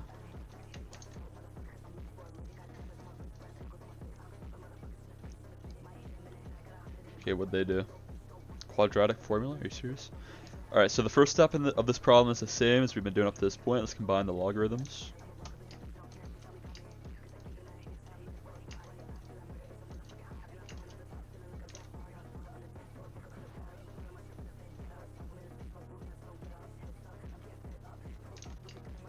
Okay. Now we can exponentiate both sides with respect to e to eliminate the logarithm. Doing this along with a little simplification gives x squared minus x minus 2 equals e squared. Oh, we gotta subtract the e squared over. Oh no. Okay.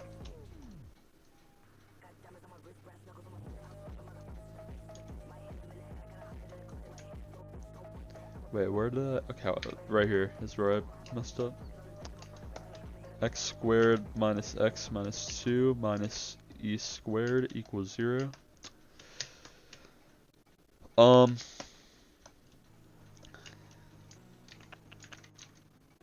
from here, what do you know? We've reached the point of this problem. We need to solve this quadratic without the e squared.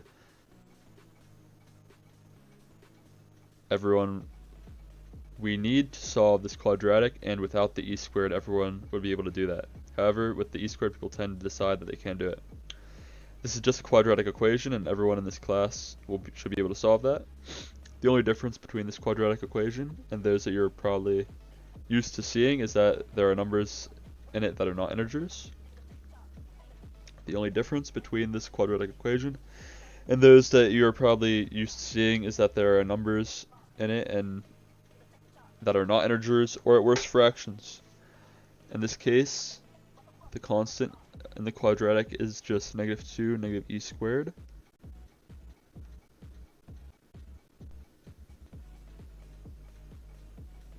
And so all we need to do is... Really? Is that it? Oh, because e is a number technically. Okay. So all we need to do is use the quadratic formula to get the solutions. Really? So a equals 1. I gotta rewrite this actually.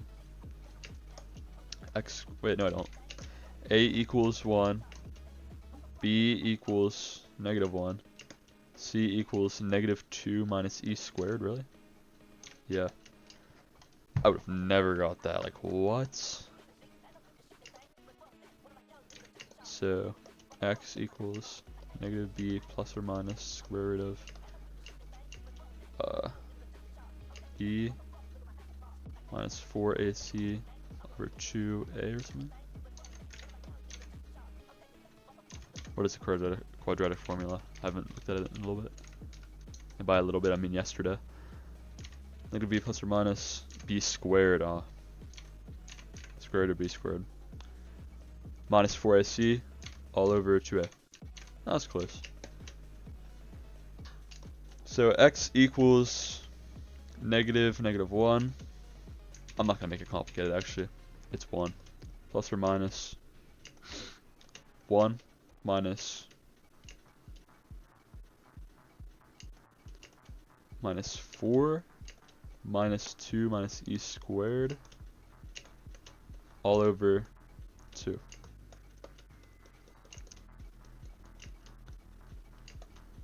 One plus 8 plus 4e squared over 2. 1 plus or minus 9 plus 4e squared over 2.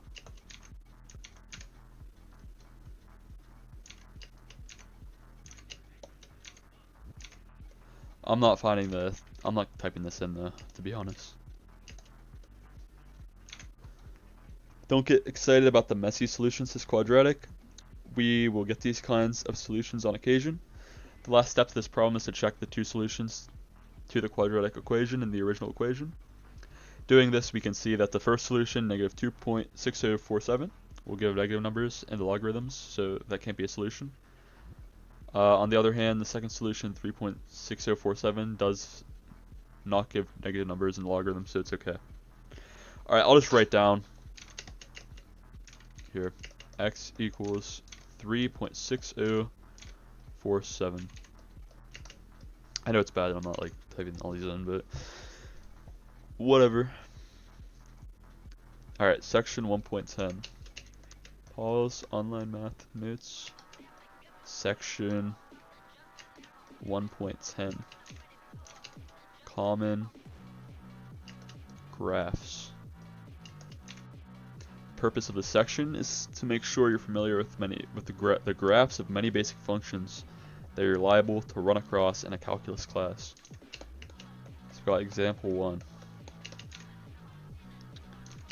Y equals negative 2/5 x plus 3.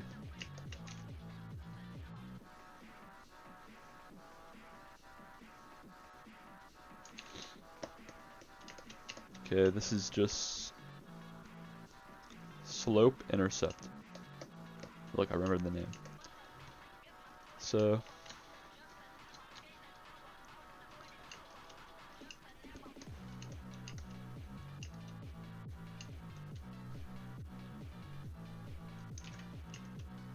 one, two, three. 1, 2, 3, 4, 5.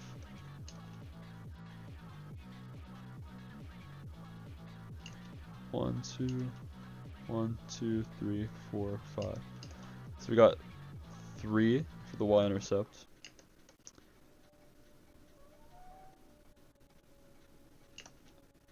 Rise, run.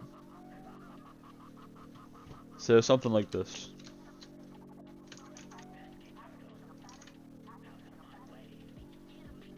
If I wanted, I can make a chart with and plug in values for x,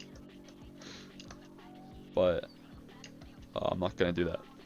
So, because these are super. For the other ones, I'm definitely gonna have to do that, but for this, it's like too easy. So, this one's just a v. I know that. So this is a line in slope-intercept form. Y equals mx plus b. In this case, the line has a y-intercept of 0b and a slope of m. Recall that the slope can be thought of as rise over run. Note that if the slope is negative, we tend to think of rise as a fall. The slope allows us to get a second point on the line. Once we have any point on the line in the slope, we move right by run and up/down by rise depending on the sign. This will be a second point on the line. In this case, we know 0, 3 is the point on the line and the slope is negative 2/5. So starting at 0, 3, we'll move 5 to the right and down 2. 5, 1 is the second point on the line. Once we got 2 points on the line, all we need to do is plot the 2 points and connect them with the line. Yep. So next one. So this is a piecewise function for example 2. And you gotta know that whenever you plug in a negative, the y is positive, right? So domain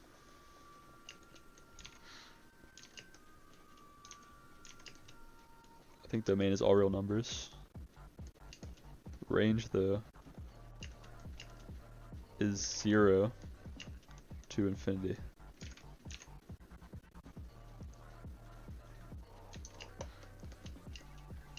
So I'll make a table.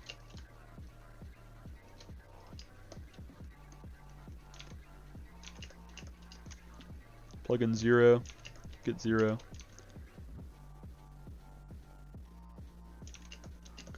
plug in a 1, get a 1, 2, 2, negative 1, negative 1, 1, negative 2, 2.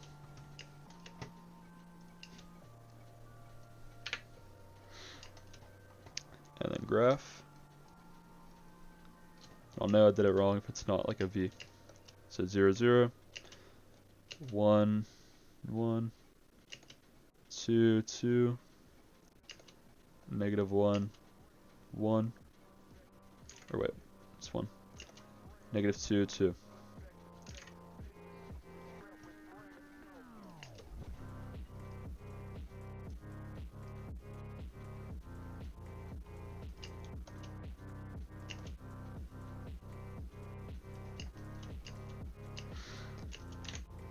Alright, let's see. There really isn't much to this problem outside of reminding ourselves what absolute value is. Recall that the absolute value function is defined as, yeah, that one. So positive x if x is greater than 0, negative x if x is less than 0. So that's the graph.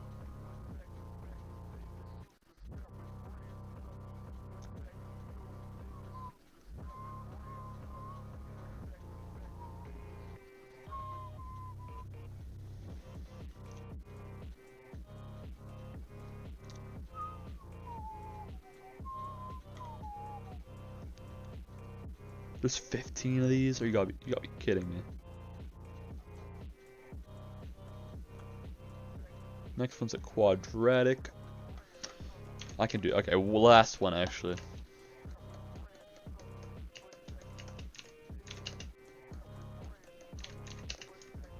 So it's negative x squared plus 2x plus 3.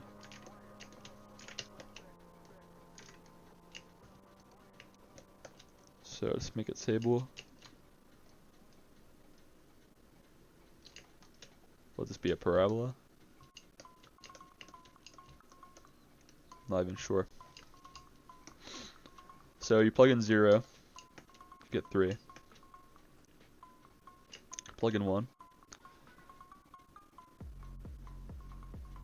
Negative 1 plus 2. So 1, 4. 2. Negative 4 plus 4 plus 3, so 3. Plug in a negative 1. We get negative 1 minus 2 plus 3, so 0. Negative 2. Negative 4 minus 4 plus 3. What even is this, dude? This is an odd one. 0, 1, 2, 3. 1, 4, 2, 3. Negative 1, 0. Negative 2, 3. What the heck? I did something wrong for sure. It looks like it was supposed to be like a, like that. So negative 2, negative 2 squared plus 2, negative 2 plus 3. 4, so negative 4 minus 4 plus 3. No, that has to be it. It's negative 2, 3. Negative 1. Negative, negative 1. Plus 2, negative 1. Plus 3. Square it. Wait, did I square this at the bottom? Minus negative 2 squared. 4 minus 4. Hold on. Negative 2 squared. Plus 2 minus 2 plus 3. So this becomes positive 4, but you attach the negative on. Negative 4 minus 4. Ah, wait. Negative 8 plus 3. It's -5.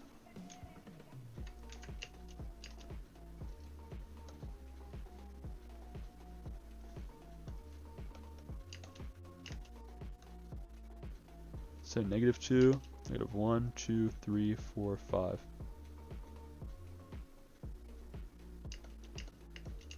And then I'll do plug in a 3. So -9 plus 6 plus 3. 0. Yeah, that makes sense. And then a 4.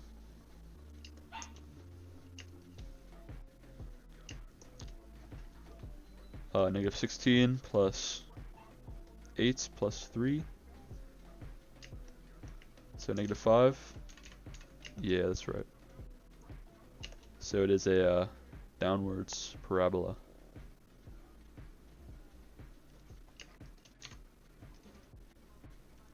This is a parabola in the general form. In this form, the x-coordinate of the vertex, the highest or lowest point on the parabola, is that.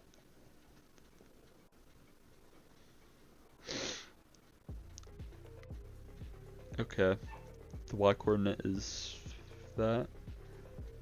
Okay, they're using like the parabola formula thing. So they found x1, y4 for the vertex. Okay. And they knew it was negative.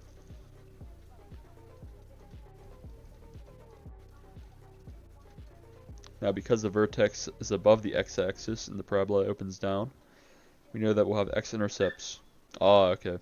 So they found the x-intercepts by using quadratic, or not quadratic, factoring. Alright, that's smart. So they found at -1 and 3, and they graphed it. Okay.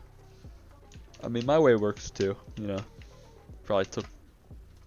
Did it even take longer? Theirs is more professional, I guess. I don't know. My way's easy, you just plug stuff in. Okay, that's it. I'm done. How many more? 13, no, 12 more examples. And then moving on to actual calculus